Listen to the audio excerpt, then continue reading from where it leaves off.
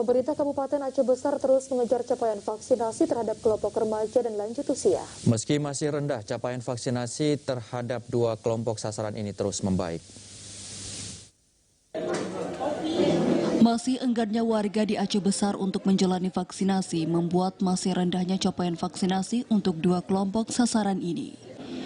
Menurut Kepala Bidang Pencegahan dan Pengendalian Penyakit Dinas Kesehatan Aceh Besar, Edi Purwanto, hingga kemarin capaian vaksinasi terhadap kelompok lansia di Kabupaten Aceh Besar baru mencapai 11% atau sebanyak 3.140 orang.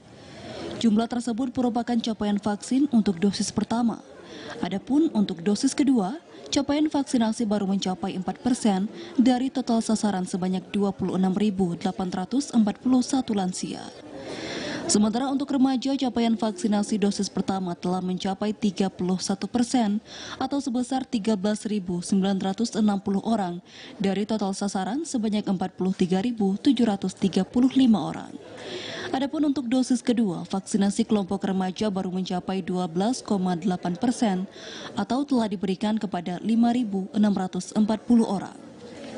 Masih rendahnya capaian dipicu keengganan warga untuk menjalani vaksinasi yang kini terus gencar dilakukan.